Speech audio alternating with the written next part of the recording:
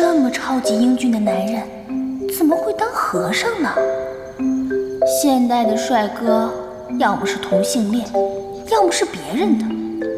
这古代的帅哥又跑去出家，唉，资源浪费啊！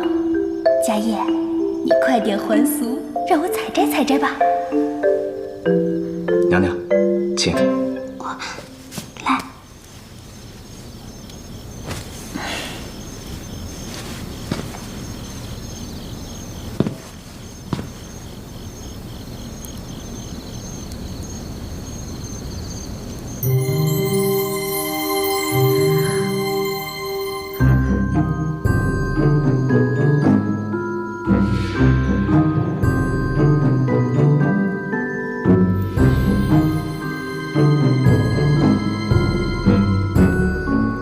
怎么浑身都暖暖的？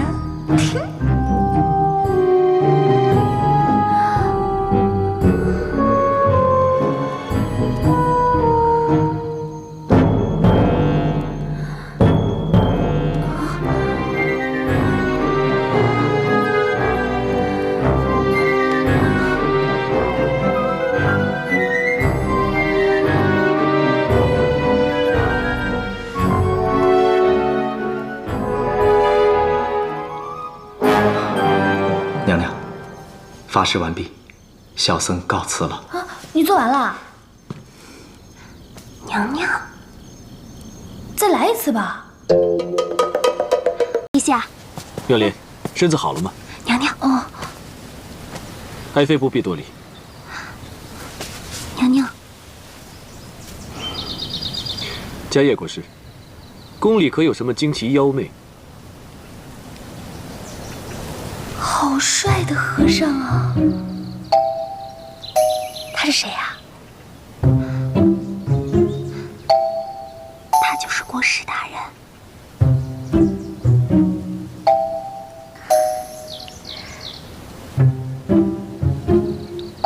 回陛下，世间凡尘障孽有因有果，并非什么惊奇妖媚，只因宫廷院深，这里有些冷清戾气，容易侵入骨髓而已。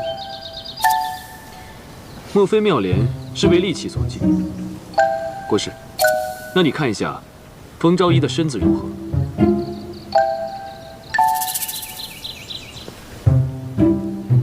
啊，他过来了，过来了！娘娘，请伸出手来。啊，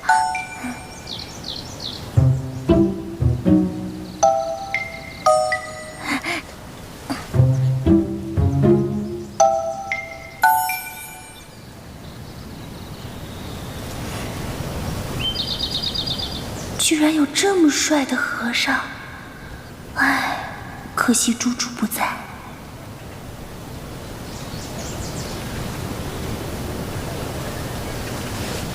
啊，这么快就完事儿了？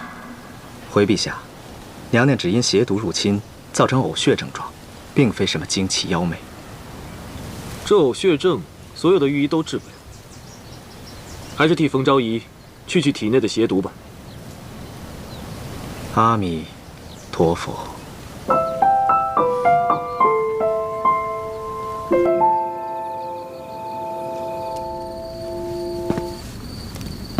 这么超级英俊的男人，怎么会当和尚呢？现代的帅哥，要么是同性恋，要么是别人的。这古代的帅哥又跑去出家，唉，资源浪费啊！家业，你快点还俗，让我采摘采摘吧。娘娘，请。来。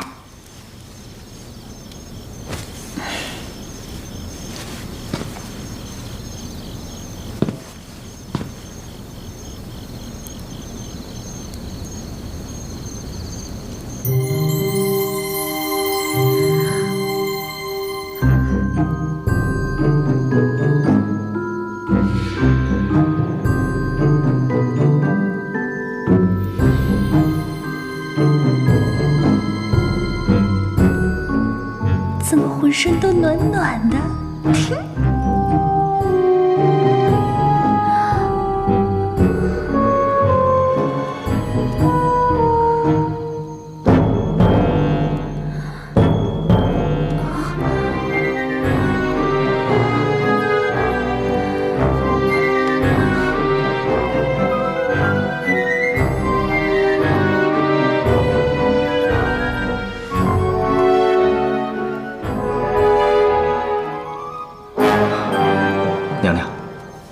事完毕，小僧告辞了。啊，你做完了？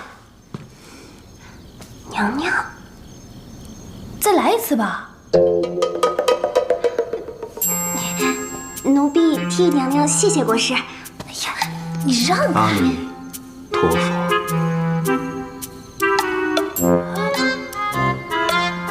哎呀，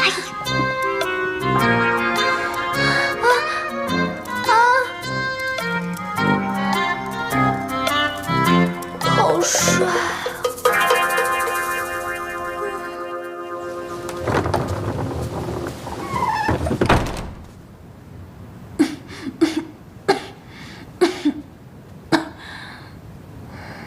娘娘，迦叶国师果然厉害，您看起来气色好多了。柳儿，迦叶那么帅，他怎么会当和尚呢？迦叶国师的身世，没有人知道。柳儿，你再跟我说说我的身世吧。哎呀，好柳儿，最后一次，就一次啊！娘娘，您是本朝国师乐亭侯冯伯的长女，今年22岁。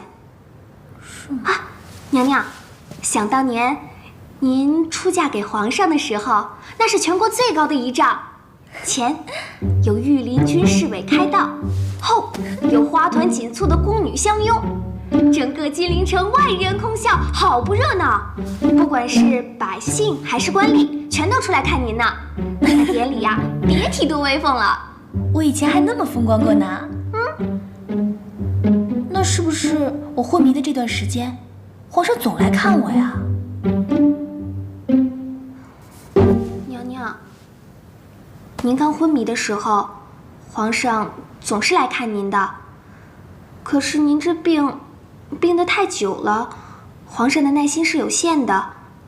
最重要的是，皇太后怕您的病会传染给皇上，就不让他常来了。不过现在皇上也是半个月就来看您一次的。那是不是说，我一时半会儿都见不到皇上了？娘娘，皇上可巴不得您好呢，您怎么能高兴呢？哼，我还巴不得再也见不到他呢。来了。你今天去见三王了？对。怪不得你的病连国师都查不出来，原来你躲在这里装疯卖傻，就是为了方便跟三王私会。你想跟他旧情复燃吗？我没有，我根本就不知道他是谁。枉费朕这么宠着你，你不但跟三王藕断丝连，还推倒陈昭仪害朕的龙子。冯妙莲，你到底想干什么？胡说八道，我根本就没有碰过他。大胆！居然敢用这种口气跟朕说话！所有的嫔妃宫女都看见了，你还想抵赖吗？你是嫉妒陈昭仪怀上朕的龙种是吧？我没有，我是被陷害的。一个怀孕的女人就可以横行霸道、随便欺负人吗？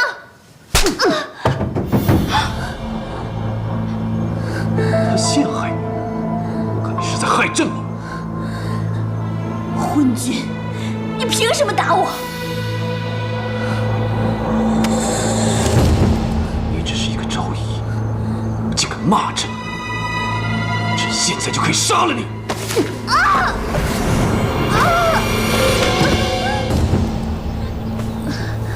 即日起，冯昭仪去皇家永寿寺休养，钦此。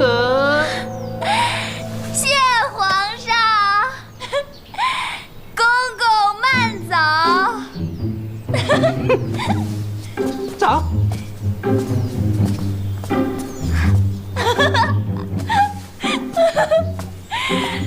太好了，太好了，太好了，太好了，太好了，太好了！这下完了，去了永寿寺就等于永无翻身之地了，娘娘。你瞎说什么呢？赶紧收拾衣服去。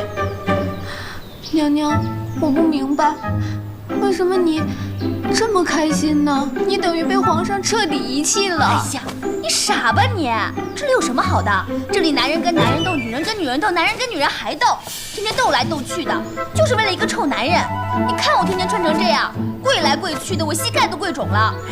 现在能去永寿寺，那真的是各路神仙显灵了，显灵了，真的疯了。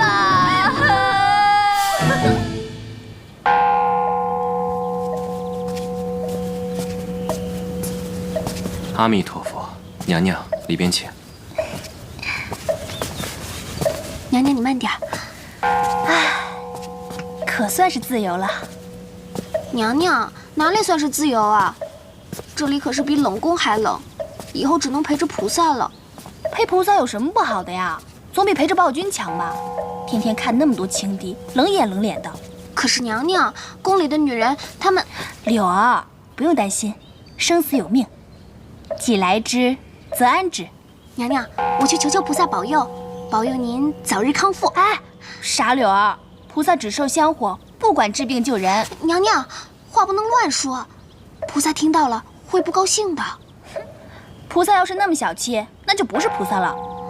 娘娘，怎么那么香啊？是迦叶国师种了花草。迦叶，迦叶在这儿。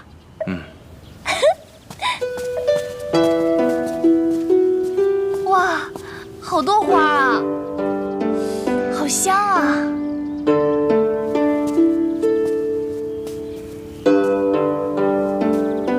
这个是什么花？怎么是黑色的？这是迦叶国师从印度引进的极片花种，很珍贵的。娘娘请。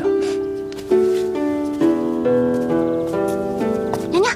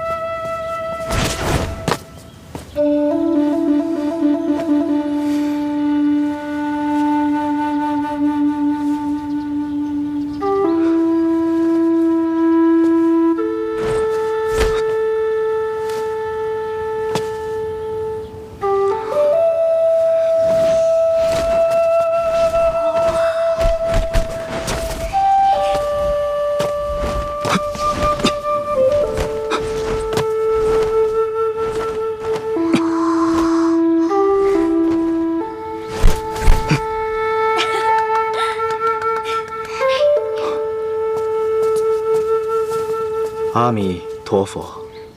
国师，国师，娘娘，我带你参观一下给你安排的住宿，看看你是否满意。别叫我娘娘，叫我冯峰或者妙莲都行。娘娘的名讳，小僧岂敢乱称。国师不必在乎那些成规陋俗，叫我名字还自然一些。请吧。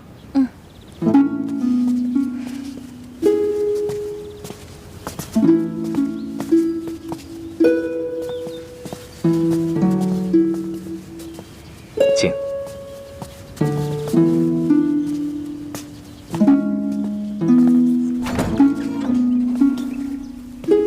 娘娘，请。这里是藏经阁，我们特意收拾出来供娘娘休息。有许多大德高僧在这里闭关静修。这里呢，也是寺庙最好的修行之地。哇，这么多书，太棒了！我死也读不完了。娘娘，您也喜欢读书？当然了，不是说读万卷书，行万里路吗？娘娘，我扶您坐下。娘娘，请坐下吧。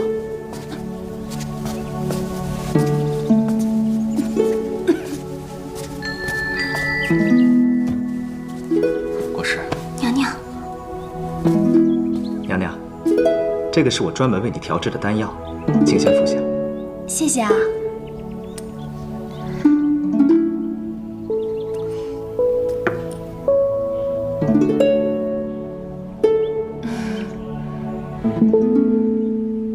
搬过来。好，娘娘。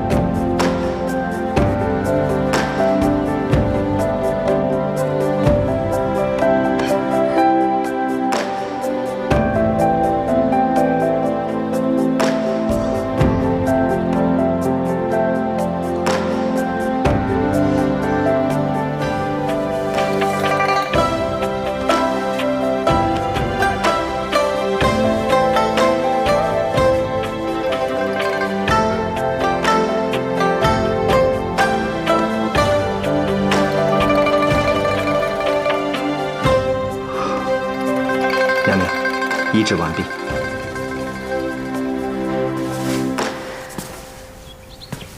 娘娘，娘娘。哦，娘娘，你的病情除了药物，还需要大量的阳气注入。每天傍晚是阳气最强的时候。从今日起，我会每天为你治疗，大约半个月吧。我想你的病就会好了。那好，娘娘，您先休息。哎，不是都说过了吗？别叫我娘娘，叫我冯峰或者妙莲都行。阿弥陀佛。谢谢国师。太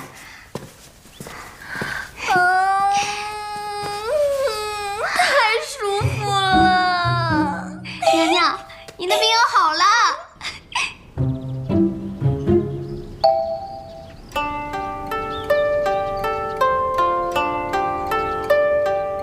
娘娘，不是这样绣的。哎呀，不绣了，不绣了，无聊死了。要是能上网就好了。上网？你要捕鱼啊？怪不得你们古代的女孩都会绣花，原来整天没事干，闲得蛋疼啊。蛋疼？这么好的天气，蛋疼。要是能自驾游就好了。再把家业带上。我昨天晚上做梦，梦到家业了。我梦见他不是和尚，我还跟他……娘娘，陈昭仪来了。他怎么来了？娘娘，我们躲躲吧。走。娘娘，哎呀，姐姐，你怎么来了？妹妹，你在这儿住的可好？哎呀，别提了，特别好。那就好。给陈昭仪请安。姐姐，我这弱不禁风的身子骨就不给你叩拜了啊！你看你挺着个大肚子，还跑那么远来看我，哎呀，感动死我了！我这不是惦记你吗？你离开皇宫这几天啊，我就感觉好像少了点什么似的。啊，对了，我今天是特意来给你送宝贝来的。哎呀，来就来吧，还带什么礼呀？这是一颗1000年的人参，兴许它能救你的命。1000年的？真的假的？当然是真的了。皇宫里的东西你还怀疑啊？哎呀，那可不敢。妹妹，你这刚才又说了那么多风言风语，我看你这病啊还是没有好。这样吧，过2天我跟皇上说几句好话，接你回宫，咱们俩还是好姐妹。回宫就不用了吧？皇上不是都有8美人了吗？早就把我给忘了。倒是姐姐，你可要保重啊！后宫有3000佳丽呢，个个都貌美如花，都不是省油的灯。啊，妹妹，那你就在这儿好好养着吧。你不进去坐会儿啦？那你慢走啊，我不送你了，拜。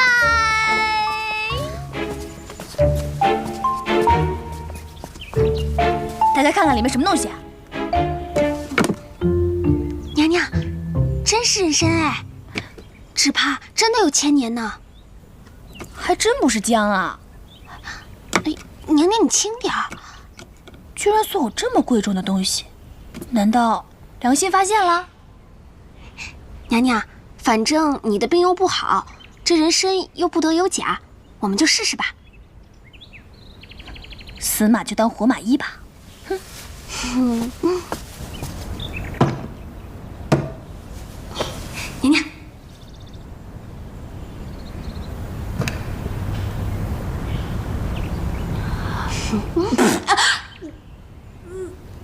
娘娘，这可是1000年的人参。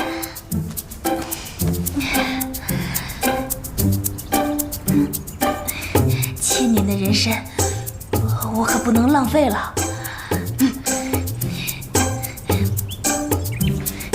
干！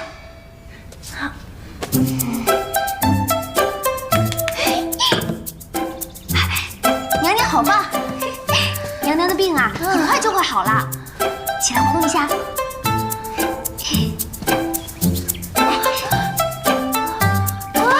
娘娘，娘娘，有没有人？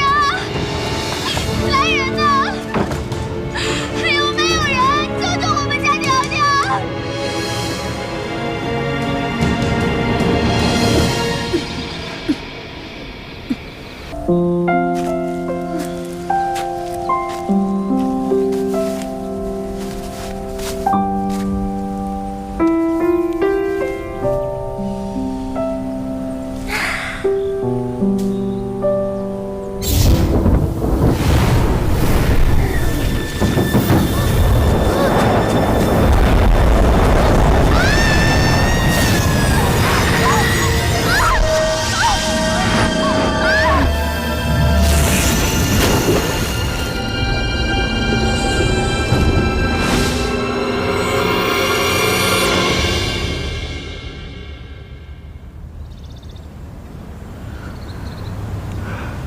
阿弥陀佛。娘娘，娘娘，你醒了。娘娘，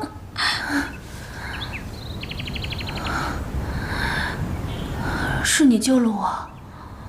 你的病情很严重，一定要好好休息。我是不是要死了？不会的，你只是服用了人参，加剧了病情而已。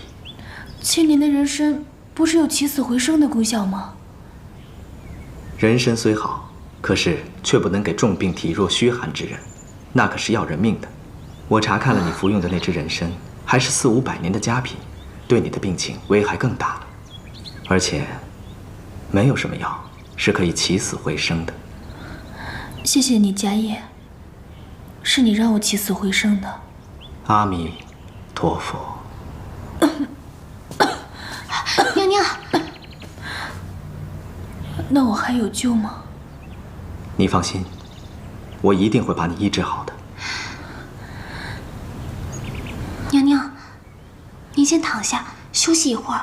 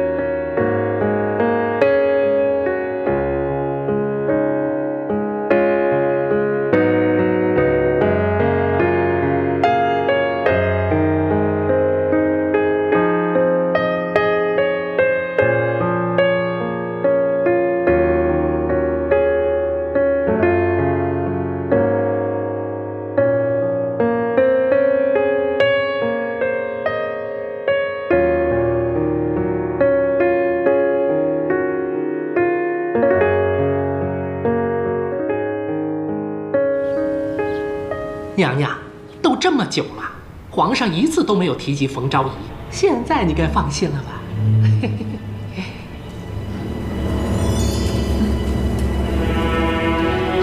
我哪放得下心？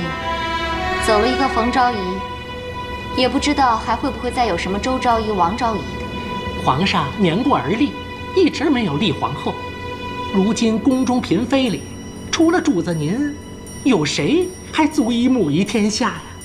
巴尔沁是波斯女子，皇上再宠爱她，那也没用。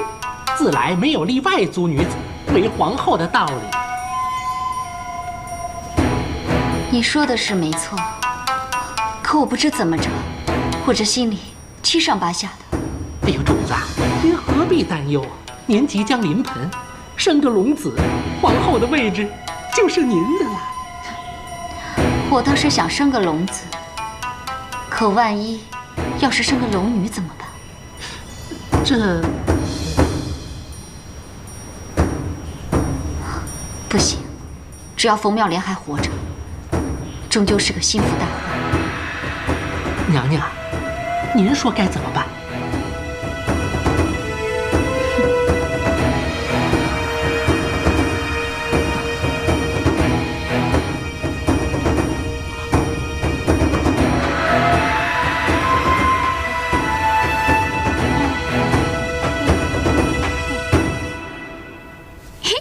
娘娘，你看，娘娘，气色好多了。迦叶国师果然厉害，多亏了迦叶，要不是他，我早死了。呸呸呸！什么死不死的，不要说这种丧气话。迦叶国师救活了您，您就该好好珍惜。哼，娘娘，我给你包的药还在炉子上呢，那你快去啊！哎呀，那我先去了啊。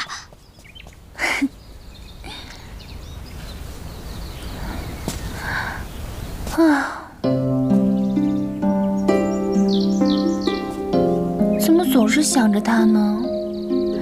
一想到他，我的小心脏就砰砰砰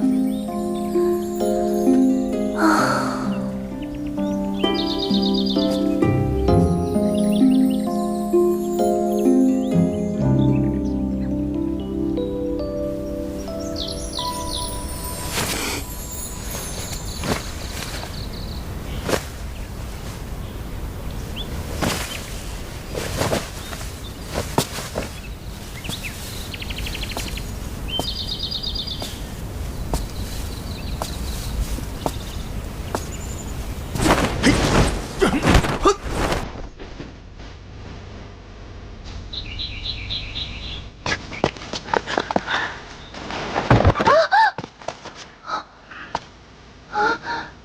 什么情况？黑衣人啊，帅啊！黑大头，想整死我呀！我告诉你们，要色没有，要命一条！来吧，我什么功夫都会啊！小龙，因为我还有暗器，biu！胸口碎大石啊！飞毛腿，嘿呀，嘿，请选择哪一个？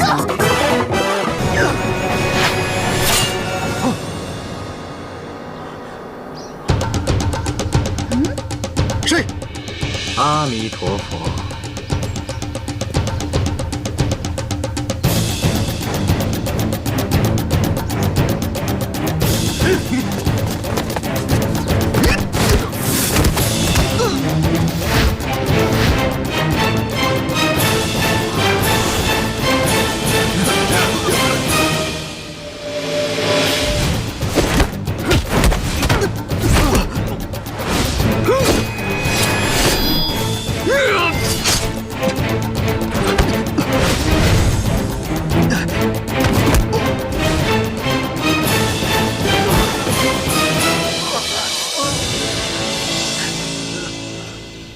阿弥陀佛，佛家弟子是不会杀生的。方才点你们的穴道，12个时辰以后会自动解开。你们走吧。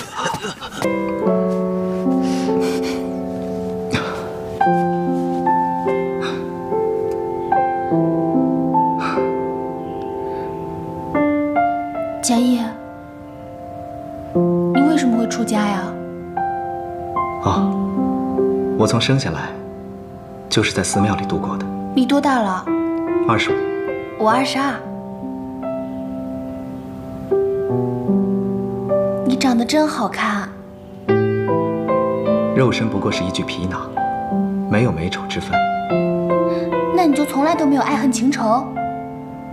人生没有爱恨嗔痴，才不会滋生心魔。我就不一样，谁要是伤害我呀，我就记他一辈子。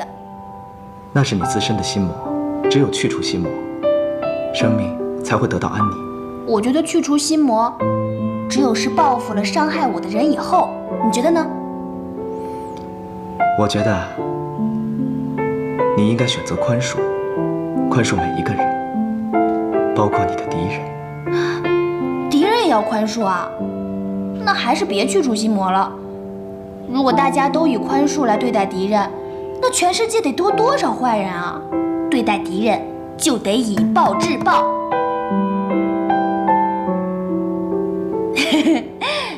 我也就那么一说，你别太认真啊。其实我觉得，你离开皇宫，未必不是一件好事。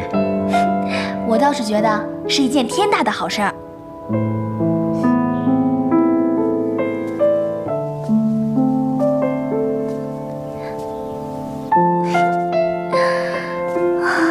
天哪，我到底积什么德了？居然能碰到这么好的男人，不顾性命的去救我！啊，老天啊，你让我穿越，是因为他吗？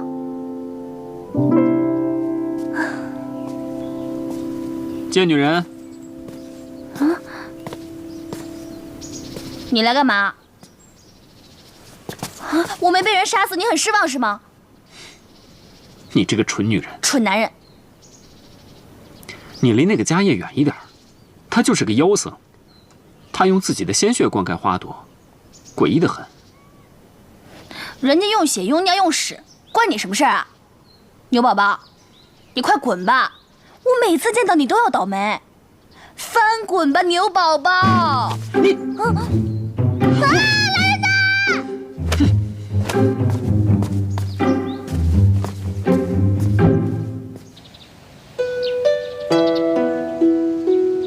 娘娘，你说这次是谁要害你啊？除了陈妙之，还会有谁啊？不过我也想过是不是皇上，可是你想啊，皇上都已经把我贬在这儿了，我就算菩萨多磕几个头，让他保佑您早日回宫，早日再得到皇上的宠爱，这样就没事啦。啊，求你了，你还是保佑我在这儿当尼姑吧。娘娘，我真不明白你是怎么想的。哎，柳儿，你说国师和皇上有什么不一样？国师怎么能跟皇上比呢？皇帝陛下那是95之尊。不过娘娘，你非要让国师跟皇上比的话，国师比皇上长得好看。算你还有点审美。哎，娘娘，那你说说皇上跟国师有什么区别啊？星座你懂吗？哎呀，就跟生肖差不多了。皇上肯定是天蝎座的，他冲动、暴躁、占有欲和嫉妒心都极强。娘娘，他后宫都3000佳丽了，他见到美女还跟小公狗似的。家业就不一样，他肯定是处女座的，他做事认真、专注，又善良又单纯，简直是太完美了。我一看见他，我就觉得浑身舒服。娘娘，国师是男的，怎么可能是处女呢？我跟古代人没事聊什么天儿啊？走吧，娘娘。妙莲，我们当初是多么的心有灵犀，正是在这里，朕曾向你许诺一统天下后，封你为朕的皇后，共同坐拥江山。可是为何你生病之后，却变得连朕都不认识了？妙莲，你还会与朕一起站在这里吗？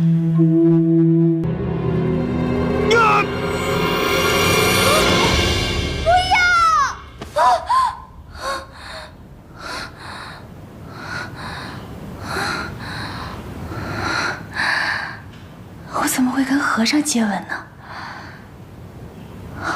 家业，啊，家业！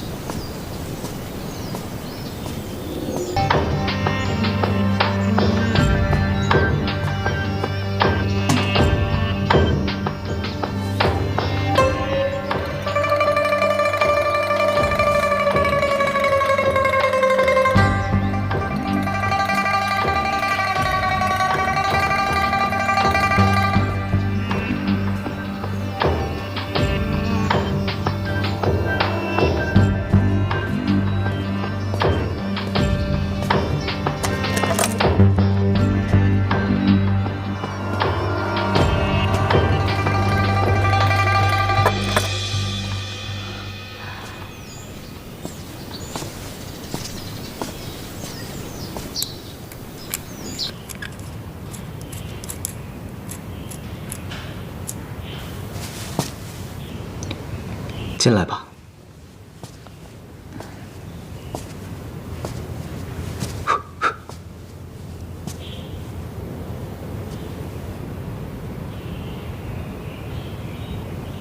怎么了？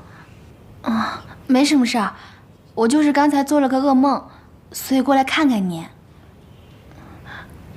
佳叶，我刚才看见你，怎么用血来浇花啊？请坐吧。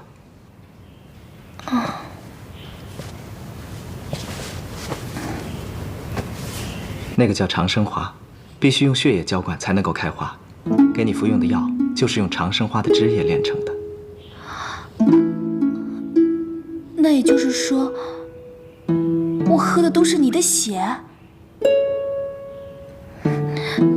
你疼不疼啊？佳叶，你为什么对我那么好啊？佳叶，我能跟你说一个秘密吗？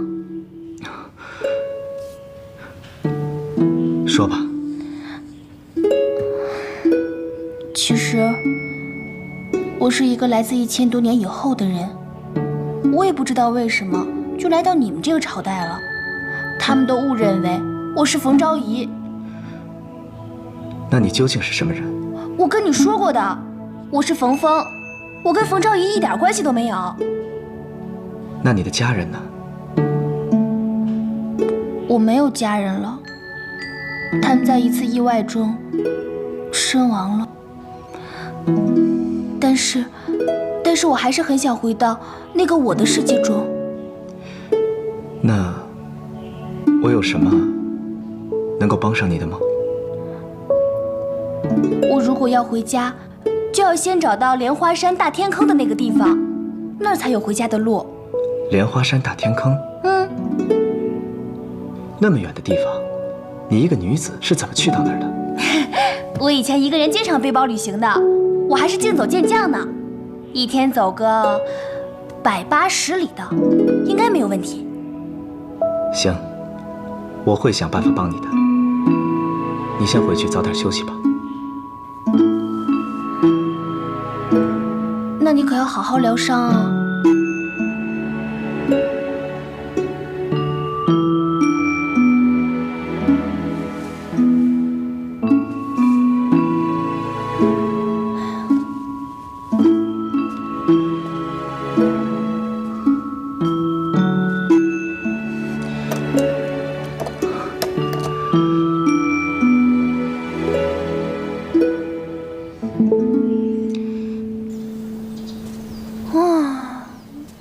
疯了！我肯定是疯了！我怎么会喜欢上佳叶呢？那可是和尚啊！天哪！啊，我的小心脏啊！我去禅房看书啊。你这是怎么了？娘娘，陈昭仪生了，是个男孩，而且晋升皇后了。那不是挺好的吗？娘娘，您听到这个消息怎么不难过啊？我为什么要难过啊？我可没有功夫把时间浪费在他身上。哎，柳儿，你帮我去做解阳素斋去吧。记住，要用真正的鸡鸭鱼肉来做，做成素斋的样子，知道吗？为什么呀？你傻呀！这是寺院，不能让别人看出来我吃荤啊。哦。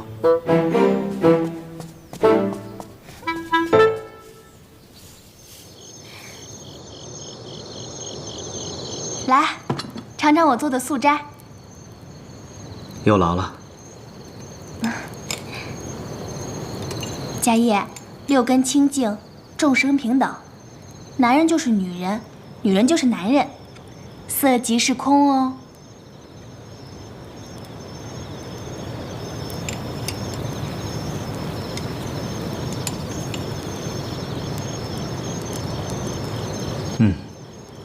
味道真不错，比我以前吃过的斋饭都好吃。好吃你就多吃点。我正愁怎么感谢你呢。以后我天天给你送饭。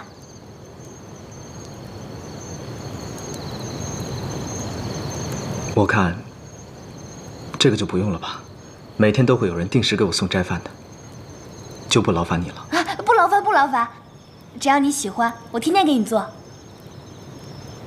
哦，对了，明天我会离开寺院一段时间。离开寺院？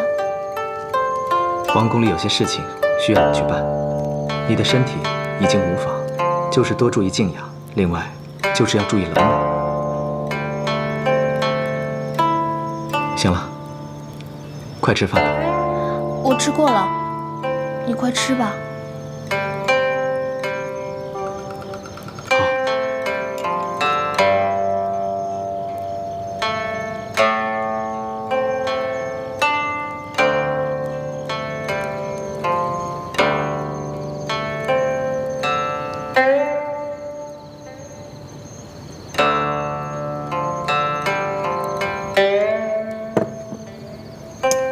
快下雨了，你回去吧。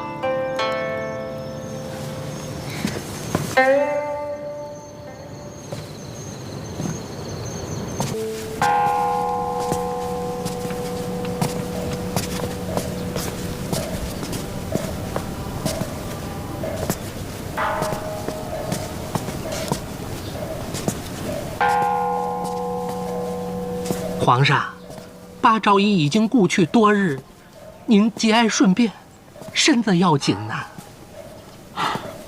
想起八昭仪的一颦一笑，朕心如刀绞啊！哎呀，皇上，朝中不可一日无君呐。这个道理，朕岂会不知？朕只是心情不好，散散心而已。哎，冯昭仪怎么样了？啊，回皇上，娘娘身子已经痊愈了。已经痊愈了？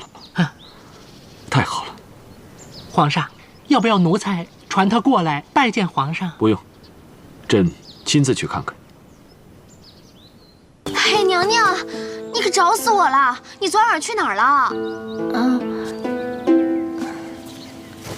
我饿了。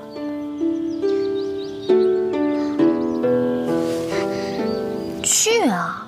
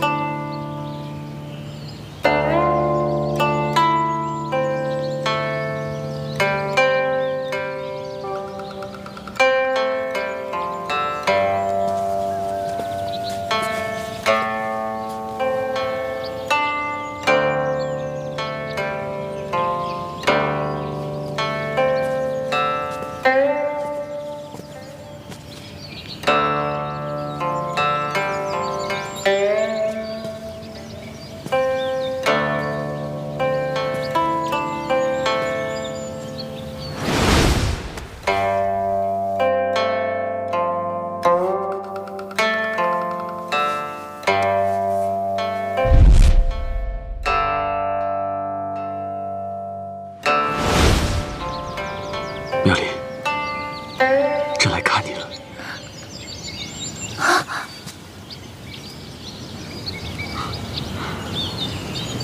你的病已经好了，谁的医术这么高明啊？是迦叶大师。迦叶，朕以为他只是会点法术，没想到他还懂医术。也许，他恰恰只会治我这种病而已。妙莲，你生病这段日子，朕甚是牵挂。既然你身子已经痊愈了，明日就回宫吧，朕会好好补偿你的。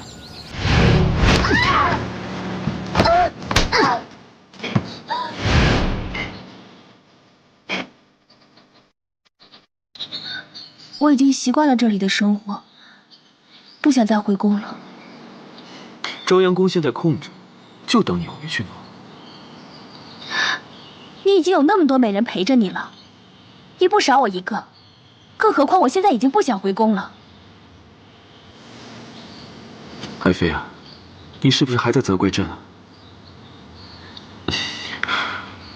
朕会好好对你，绝对不会让你再受一点委屈的。你会怎么好好对我？让我当皇后吗？我可不想当你的小老婆，被皇后和八美人之类的欺负。你不要仗着朕对你的宠爱，就一再的逞口舌之力。怎么，你又要打我，还是杀我，还是把我关进冷宫？这不就是你的宠爱吗？朕现在让你回去。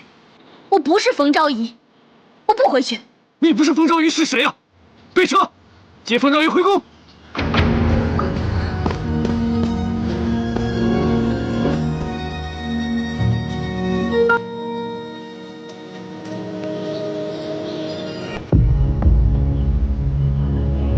冯妙莲，我的好妹妹，你终于还是回来了。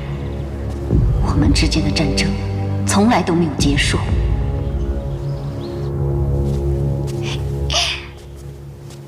娘娘，恭迎娘娘回宫。娘娘，我们终于回到这儿了。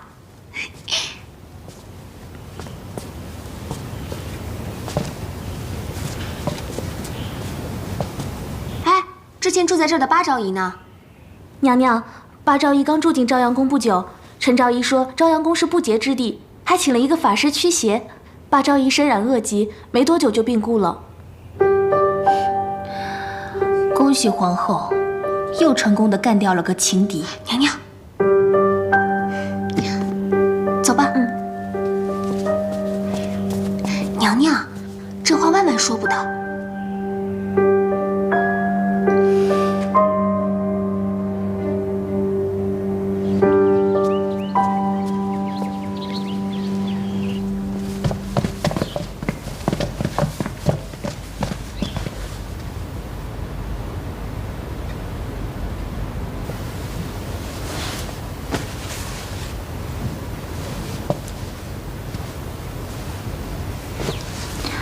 冯昭仪回来以后，情况如何？回皇后娘娘，皇上特命上宝寺制就金宝，赐给了冯昭仪，使她享受同皇后一样的待遇。另外，还给了她一顶豪华的，甚至超过皇后的喜寿带。什么？哦，还有寿带上还镶嵌着12颗猫眼石，价值连城。同时，皇上还亲自送给冯昭仪一块雕琢后的玉佩，说是当年的和氏璧，具有驱邪镇定的功效。好了，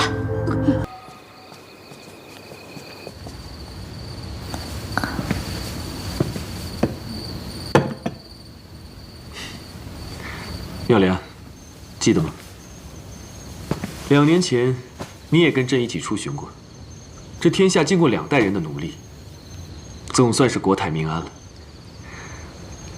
这些年啊，朕见过的美女无数，但只有在你面前，朕才会不自觉地放下一切，说说心里话。这是什么味道？好香啊！这是你最喜欢的西域贡香，朕给你点上了。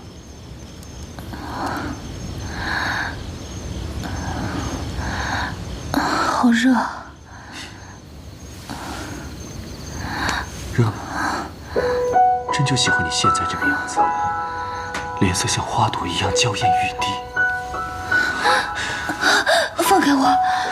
大半夜的，孤男寡女的。你越是这样，朕越喜欢。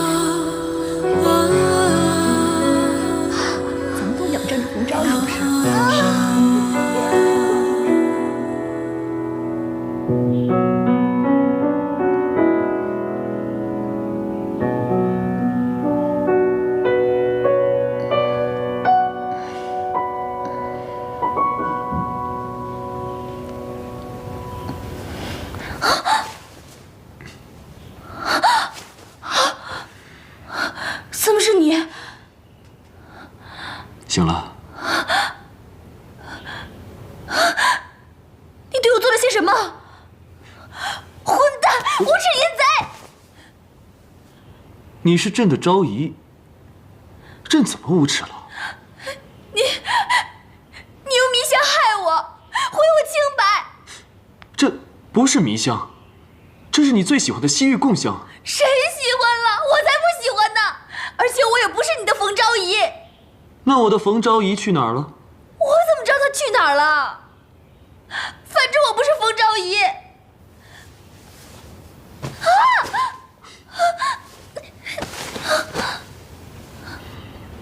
这是妙莲的记号，你就是朕的冯昭仪。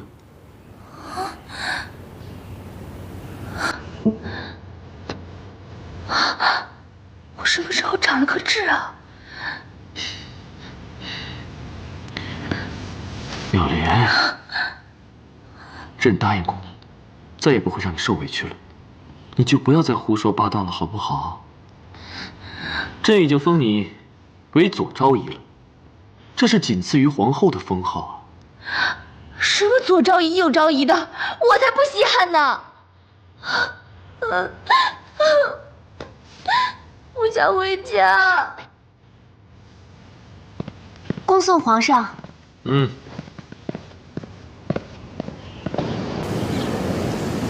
皇上最近都在哪儿肃清啊？哦，回皇后娘娘，皇上自巡游回宫后，每晚都留宿在朝阳宫。这个贱人，回宫不参拜我也就罢了，还天天的端着架子，让我这个做皇后的还怎么统帅后宫？哦，皇后娘娘说的是，那冯昭仪也不过就是一个妃子而已，现如今竟然敢仗着皇上的宠爱，不将娘娘您放在眼里，实在是太不应该了。一个昭仪，竟敢用狐媚手段日日魅惑君王，剥夺其他嫔妃的机会，扰乱后宫，罪该万死！哎，皇后娘娘息怒，皇后娘娘息怒，娘娘息怒。奴才倒是有个想法。说，娘娘，后天皇上带着百官要去东郊狩猎，这跟我有什么关系？哎，娘娘，您想啊，皇上这一去，机会不就来了吗？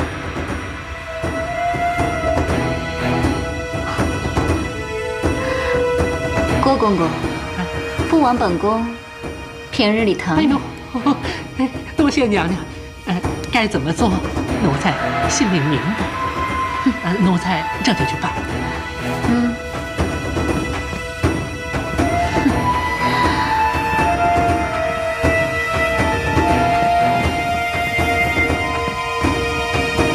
娘娘，哎呀，娘娘，你何必呢？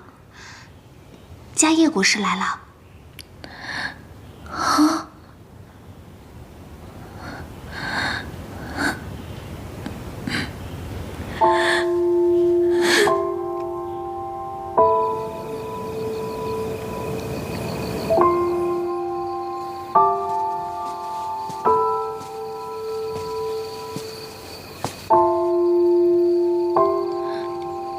妙莲，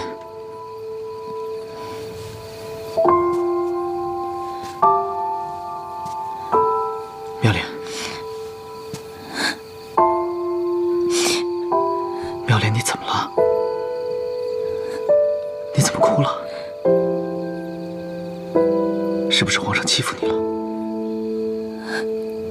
家业，我好想离开这儿。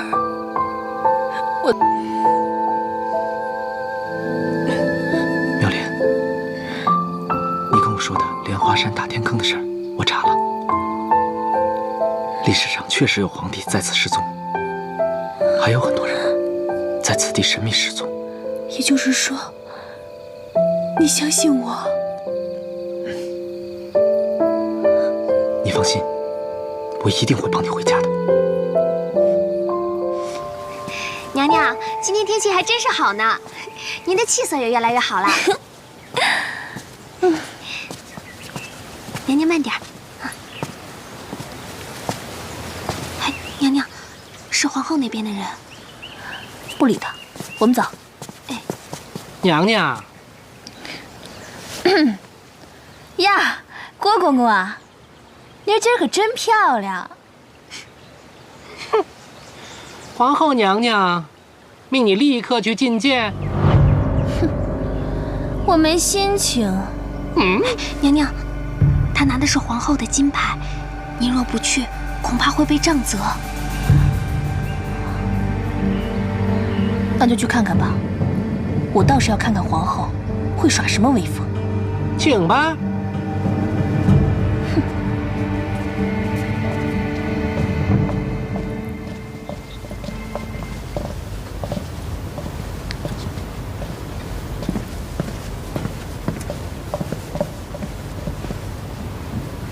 冯昭仪，还不向本宫行礼？皇后娘，女子膝下有黄金，只跪苍天与双亲。为什么要跪你啊？娘娘，你没回宫的时候，这里都很和气。自从你回了宫，搬弄是非，献媚妖丑，目无皇后，该当何罪？你是说皇上总住在朝阳宫吧？哼，我还不稀罕呢。你要是喜欢，让他睡你那儿，我一个人清静，求之不得呢。你这个贱人，难道是讥讽本宫没有你的狐媚手段？哼，贱人这个词你就别形容我了。论年龄，我是妹妹，你是姐姐；论先后，我先进宫，你后进宫；论名分，我是昭仪，你可是皇后啊。贱人这个词儿，姐姐，你可是更上一层楼呢。娘娘别说了。不过话说回来，冯昭仪如果不是病了，这个皇后是谁还说不定呢。这个贱人出口不逊，给我打20大板！是。皇后娘娘，我看皇后娘娘，别过来！皇上要是知道了，看你们怎么交代。好啊，给我！皇后娘娘，求皇后！皇后娘娘，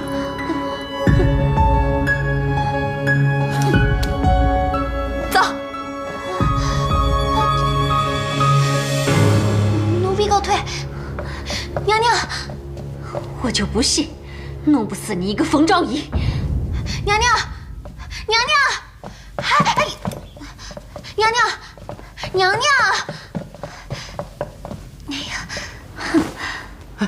皇后娘娘息怒，奴才倒是有个想法。说。娘娘，八美人死了，太后过世不久，这宫里接二连三的出大事，是不是有什么污秽之气呀？说的倒是有几分道理。我看，不是什么污秽之气，是有不祥之人，该请个法师瞧瞧。啊，娘娘说的是，依您之见，该请哪个法师来合适啊？皇上素来信任嘉业，这场戏一定要嘉业来唱。还是娘娘您想的周全，哎，奴才这就去办。哼，跟我斗，冯昭仪，我看你还能活几时？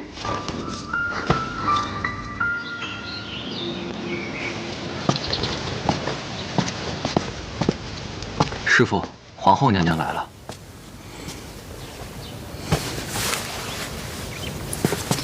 嘉业国师。阿弥陀佛。嘉业国师，本宫来得太突然，打扰了。皇后娘娘言重了，娘娘亲自移驾来此，不知何事。国师也知道，八昭仪染疾不治，皇上还在悲痛中。而且前不久，太后也驾鹤西去了。生死有命，皇后请节哀。这个我倒是知道，但我还是觉得很蹊跷。前些天我看见东北方有一股黑气，正是冯昭仪的朝阳宫。竟有这样的事情？大师斩妖除魔的威名扬名天下，本宫今天来此，就是想请您亲自做法。谢谢娘娘对小僧的信任，小僧实在是不能胜任，还请娘娘另请高明。怎么，皇家供养你多年，现在连皇上的安危也全然不顾吗？小僧不敢。看来还是我人微言轻，是要等皇上亲自下旨，才请得动大师您吗？皇上国事繁忙，此等小事何劳皇上费心？小僧从命就是。